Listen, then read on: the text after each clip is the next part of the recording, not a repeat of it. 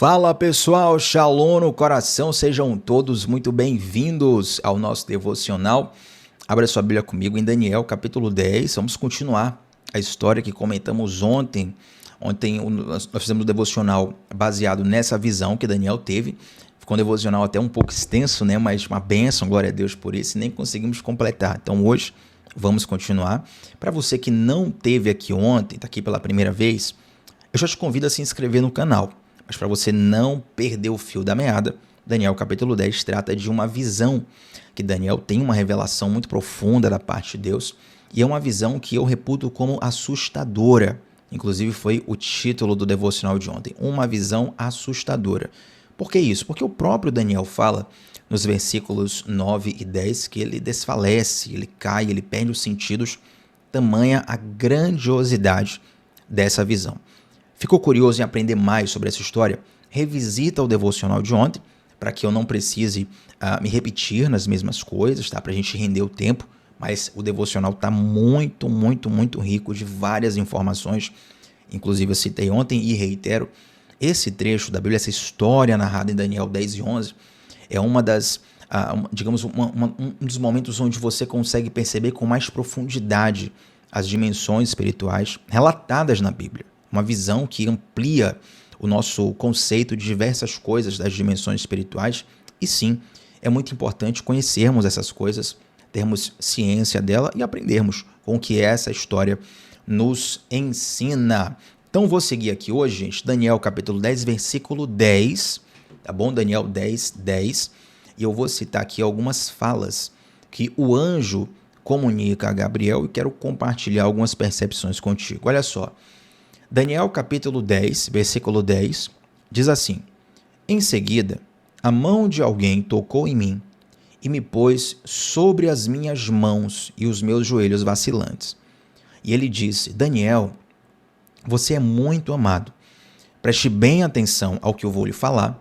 Levante-se, pois eu fui enviado a você. E quando ele me disse isso, pus-me de pé, tremendo. Olha que interessante. Deus manda um anjo, digamos assim, um dos mais conhecidos, né, da Bíblia, para poder falar com Daniel. Ele tem uma visão que é tão assustadora que o seu corpo perde as forças e, inclusive, os assessores que estavam ali com Daniel, eles não viram esse anjo, mas a Bíblia fala que eles fugiram, apavorados. Eles perceberam que tinha alguma coisa diferente na atmosfera, fugiram apavorados, mesmo sem ter a visão. Coisa profunda é isso. E aí, quando toda essa visão, que eu reputo como assustadora, magnífica, realmente impressionante, quando o anjo começa a se comunicar com Daniel, eu acho interessante, gente, porque o anjo ele não chega já falando assim: olha, Daniel, faça isso, aquilo outro. A primeira coisa que ele fala é o seguinte: Daniel, você é muito amado. Gente, aqui eu me lembro agora da história de Gideão. Gideão, ele está malhando trigo no lagar, um contexto assim social em Israel de completa miséria, pobreza. Israel estava sendo atacado e vencido pelos inimigos. Aí o anjo do Senhor chega lá para Gideão e fala assim: varão valoroso, o Senhor é contigo. A primeira coisa que ele fala é um adjetivo positivo para Gideão: varão valoroso, homem de valor. Em algumas traduções, poderoso guerreiro. Gabriel, quando ele chega para Daniel aqui, ele fala: Daniel, você é muito amado. Deus, ele sempre faz questão de reforçar a nossa identidade, tendo ela como base para tudo que nós iremos fazer. Como assim, Tiago, tendo como base? Porque nós não somos firmados numa performance. Você gosta de futebol? O mundo do futebol, ele é muito fácil para a gente visualizar como as coisas são hoje em dia. Na verdade, como sempre foram, né? Mas as redes sociais acabaram dando voz para muita gente. Se um jogador joga bem no domingo, na segunda-feira ele é endeusado pela torcida. Fazem música para ele, torcida para ele, endeusam ele, colocam ele lá em cima. Mas se na outra semana ele jogar mal, o cancelamento vem mais rápido até do que o próprio elogio. A mesma boca que elogia e coloca lá em cima é a mesma boca que critica e escorraça a pessoa. E se o atleta, ou até mesmo outras pessoas, de outros exemplos, se nós não tivermos estrutura emocional para lidarmos com as opiniões aceleradas e exacerbadas das pessoas, meu pai, a nossa mente vai para o espaço rapidinho. É muito difícil lidar com isso muitas vezes. Agora, nós não somos avaliados por Deus segundo a nossa performance. Deus não vê se nós fomos bem num dia ou mal no outro. Para dizer assim, olha, eu te amo nesse dia, não te amo no outro. Não existe isso. Você que é pai, tem filho, ou mesmo você que não é pai, visualize a seguinte questão. Você acha que um pai saudável, ele vai amar o filho só se o filho passar de ano? Olha, eu te amo só se você passar de ano. Você perder de ano, não te amo mais. Gente, só um pai muito doente para pensar assim, não é verdade? E Deus, ele é um pai amoroso. Deus é o pai perfeito. Quando Jesus vai falar da paternidade de Deus, ele fala assim, ó, se vocês que são maus, né, ou seja, vocês cheios de maldade, de pecado, de imperfeição, vocês ainda dão coisas boas para o filho de vocês, quanto mais o nosso Pai Celestial. Então, Deus, e eu quero trazer um descanso para o teu coração em cima disso, Deus, ele não fica julgando a tua performance para te amar. É claro que se você comete um deslize, comete um erro, Deus se entristece. Mas, da mesma forma que um pai se entristece quando algo ruim acontece com o filho, mas continua amando, continua cuidando, continua inclusive ajudando o filho a sair daquela situação ruim, Deus ele pode até se entristecer com a falha nossa, com um pecado, um erro, porém o amor dele é muito maior do que isso. Imagine um filho que está se degradando nas drogas. O pai vai gostar daquilo? É claro que não. O pai vai ficar contristado com aquilo, angustiado, ele vai buscar ajudar o filho, ele vai procurar ajuda de terceiros também, ele quer o máximo que o filho saia daquela situação. Às vezes, inclusive por conta dessa questão, o pai pode privar o filho de algumas coisas. Se o pai souber, por exemplo, que o filho está usando dinheiro para comprar, né, drogas ilícitas, ele vai ali tentar, olha filho, infelizmente vou ter que suspender aí a mesada porque eu quero o seu bem. Ele vai trazer situações que são incômodas, ele vai tirar ali a mesada do filho, mas porque ele quer bem para o filho. Dessa mesma forma, gente, Deus, ele pode até limitar algumas coisas em nossa vida, mas não por querer o nosso mal e o nosso sofrimento, é por querer o nosso bem. Sabe por que Deus odeia o pecado? Porque o pecado faz mal para a gente. Já parou para pensar nisso? Deus odeia o pecado, porque o pecado faz mal para a gente. O pecado não faz mal para Deus. Ah, Tiago, mas o pecado não é uma afronta contra Deus? Sim, mas ele não é menos Deus por causa disso. Agora, quando nós pecamos, quando eu peco, quando você peca, nós deixamos de desfrutar da vontade de Deus. Isso é prejudicial para a gente, entende? Nesse mesmo exemplo que eu citei, o pai ele não vai odiar as drogas porque as drogas fazem mal para o pai. Ele vai odiar as drogas porque as drogas estão destruindo o filho dele. Percebe? Então, grandes homens de Deus que tiveram atos heróicos assim que marcaram a história estão na Bíblia, estão nos inspirando. Gideão, Daniel aqui. Esses grandes homens, eles, primeiro de tudo, são ministrados por Deus na sua identidade. E Deus, quando Ele quer te levantar, quando Ele quer te usar como instrumento da vontade dEle, do favor dEle nessa terra, Ele começa a trabalhar na sua identidade. Sabe por quê? Gente, uma identidade distorcida, ela contamina tudo que a gente faz e nos impede de desfrutar de muitas coisas. Uma identidade distorcida, uma identidade insegura, faz a gente andar e viver como órfãos, mesmo tendo Deus como Pai. O que é o espírito de orfandade que muito se fala por aí? Já ouviu falar no espírito de orfandade? Algumas pessoas erroneamente acham que espírito de orfandade é um ser espiritual que sai por aí pregando orfandade. Não. O espírito de orfandade, quando se fala, é como se fosse assim uma mentalidade, uma vibe. Se eu fosse pregar para, digamos, um grupo de surfistas, vai falar uma vibe, a vibe da orfandade. Um estilo de vida, uma forma de pensar de viver, de fazer as coisas, de olhar o mundo como órfão. O órfão, ele está constantemente sentindo-se desprotegido. A mentalidade do órfão é o seguinte: se eu não fizer por mim, ninguém vai fazer. E a mentalidade dos filhos de Deus é a seguinte: eu não consigo fazer por mim mesmo, mas existe um Deus que me adotou como filho e ele me deu de presente a oportunidade de desfrutar, a oportunidade de viver, a oportunidade de vencer na vida. Então, todas as vezes que Deus vai te levantar, Ele primeiro restaura a sua identidade. Vou fazer uma pergunta para você: você quer ser profundamente usado por Deus? Você quer ser profundamente um homem de Deus, uma mulher de Deus nessa terra? Deus vai mexer primeiro na sua identidade, para você ter essa convicção de filho e filha de Deus. E essa convicção, ela vai guardar o teu coração, tudo que você faz. Eu lembro que, na verdade, eu lembro não, é como se fosse uma coisa remota, né? Mas muitas vezes lá na igreja, quando eu ministro música, a gente começar o culto, eu chamo a banda, faço oração. Eu sempre faço questão de reiterar na oração duas coisas. Sempre oro. Mas, Thiago, oração repetida não é errado de acordo com a Bíblia? A oração vazia, ela é condenada. Essa vã repetição. Não é a repetição que é condenada, é a vã repetição. A repetição que você faz da boca para fora. Mas eu faço isso com a plena consciência. Duas coisas que eu faço na oração. Não são só elas, mas também elas.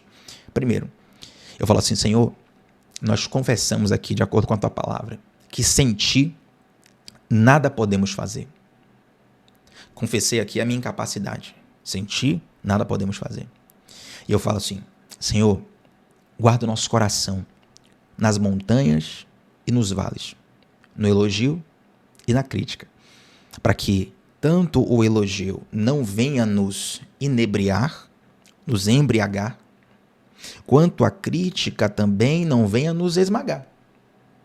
Porque às vezes, quando você está com o coração desprotegido, você pode ficar ali aberto a um super elogio que vai te colocar lá em cima. Mas também você fica refém de uma crítica que pode marcar o teu coração para sempre. Tiago, qual o meu termo aqui? Qual o lugar seguro? O centro da vontade de Deus. O lugar onde você descobre quem você é em Deus. Quando você sabe quem você é em Deus, todo esse processo fica muito mais fácil, porque você está assegurado por uma palavra do alto que não muda. E note, em toda a Escritura, em todos os momentos, você vai ver Deus reafirmando a identidade de diversos personagens. No devocional de ontem, que foi a primeira parte dessa história, eu citei como Daniel foi levado muito jovem para a Babilônia. Ele seria um adolescente nos dias de hoje, 14, 15 anos. E nessa altura do campeonato aqui, ele já é, digamos, um senhor de idade. 84, 85, 90 anos. Quando Daniel chega aqui, gente, ele já viveu muita coisa com Deus. Ele já passou cova de leão, ele já viu Sadraque, Mesaque e Abidnego na fornalha, os 3 homens na fornalha. Ele já viu a visão na parede que escreve assim: Mene, Mene, Tekel, Parsim. Ele já interpretou sonho para Nabucodonosor, para Belsazar, para um monte de gente. Ele já é aqui um grande homem poderoso na política babilônica. E tudo isso que ele viveu, apesar de tudo isso que ele viveu, Deus continua reafirmando isso para ele. Deus continua ministrando, reforçando a identidade de Daniel. Reforçar a identidade, gente, não é uma coisa para os fracos, por assim dizer. Talvez você pense: calma que eu vou te explicar. Não é assim como você está dizendo: Tiago, eu não preciso disso, porque eu já sei quem eu sou em Deus. Bem, que bom que você já sabe quem você é em Deus. Mas é importante sempre selar na sua alma e declarar para si mesmo as palavras de Deus sobre você. Eu lembro de uma irmã querida do nosso GC, e ela vai se lembrar agora. Eu não costumo contar testemunhos de pessoas que são do meu meio, que a gente se conhece, né? Até para guardar a privacidade. Mas como foi uma história que ela contou lá publicamente, eu me sinto à vontade para compartilhar com vocês. Ela contando que ela sempre costuma acordar assim de manhã cedo, orar e declarar algumas coisas sobre a vida dela mesmo, sobre a identidade dela em Deus. Ela estava explicando isso no GC, né, e contando a história. Daqui a pouco ela parou e falou assim: mas será que isso é só comigo? Não acontece com vocês, não? ela meio que se achando assim diferente. Será que só eu que preciso disso? E aí nós falamos, não é só você não. Todos nós precisamos disso. Não é sobre ser inseguro da sua identidade com Deus. Negativo. Daniel não era inseguro, certamente, mas o próprio Deus reafirma isso. Abraão não era inseguro, mas o próprio Deus reafirma sobre Abraão. Gideão não era inseguro, mas o próprio Deus reafirma sobre Gideão. Moisés não era inseguro, mas o próprio Deus reafirma sobre Moisés. Não é só sobre a chamada deles lá no início, mas durante toda a caminhada, depois deles já terem vivido muita coisa com Deus. Sabe por quê? Porque no meio do caminho, depois de a gente ter vivido muitas coisas com Deus, a gente corre ainda o risco, isso é tão comum, de perder o nosso coração no meio da caminhada. Perder a centralidade de Cristo no meio da caminhada, perder o fogo no meio da caminhada. E se nós não estivermos constantemente sendo ministrados pelo Senhor, nós seremos pessoas que temos histórias para contar do passado, mas que já não experimenta Deus no presente. Você precisa se lembrar que você é amado e amada por Deus. Você precisa constantemente declarar, relembrar para si mesmo a sua identidade em Deus. Quem Deus é para você e quem você é em Deus. E isso vai guardar o teu coração diante de tantas tempestades da vida. Isso também vai te preparar para viver grandes coisas em Deus. Assim como a partir daqui o anjo começa a falar uma série de coisas profundas para Daniel, né? Liberar um novo nível de revelação sobre Daniel. Deus também quer liberar novos níveis de revelação, novos níveis de dons, novos níveis de chamado, de talento, de propósito à sua vida. Mas tudo isso passa por uma confirmação, passa por uma fundamentação da sua identidade em quem Deus diz que você é. Amém? Quero fechar esse devocional aqui. Essa história a gente vai continuar amanhã. Pensei que já ia concluir hoje, mas os minutos se passaram. Eu tenho certeza que Deus falou ao seu coração. Quero fechar esse devocional orando com você. Santo Deus, muito obrigado por essa palavra. Eu quero te pedir, Senhor, que o teu Santo Espírito ministre e reforce a tua identidade sobre nossas vidas. Reforce em nossos corações quem nós somos de acordo com o Senhor. O que o Senhor diz que somos. O que o Senhor diz sobre nossas vidas. Que esta seja a primeira e última palavra sobre a nossa identidade, guardando o nosso coração, guardando a nossa história, guardando a nossa jornada em Ti, Senhor. Ó Deus, o Senhor sabe das feridas. O Senhor conhece cada coração, o Senhor conhece cada vida. Vem com a Tua visitação nesse momento onde cada pessoa está, Pai. O devocional vai terminar agora, a transmissão vai terminar agora, mas que essa palavra permaneça viva em nossos corações para sempre. Em nome de Jesus. Amém. Gente, se inscreve aqui no canal, dá uma olhadinha se você já é inscrito, dá uma olhadinha se você já é inscrito aqui no canal, se inscreve. Estamos juntos sempre de segunda a sexta, 7h30 da manhã, sempre começando o dia mergulhando na palavra de Deus. Antes de sair daqui, duas coisas. Primeiro, comenta aqui embaixo como Deus falou contigo nesse devocional. Sempre faço questão de ler, curtir e responder todos os comentários. E a segunda coisa, eu te convido para você entrar no nosso grupo exclusivo no WhatsApp, onde eu envio todos os dias o link dos devocionais. É um grupo fechado, não tem conversa paralela, não vai encher tua caixa de WhatsApp. Uma vez por dia eu mando o link ali, dessa forma você permanece constante conosco. Vou fixar o link aqui nos comentários, topo dos comentários. Clica lá para acessar e vai ser uma bênção ter você conosco, tá bom? Tamo junto, gente. Shalom no coração. Até a próxima. Tchau, tchau.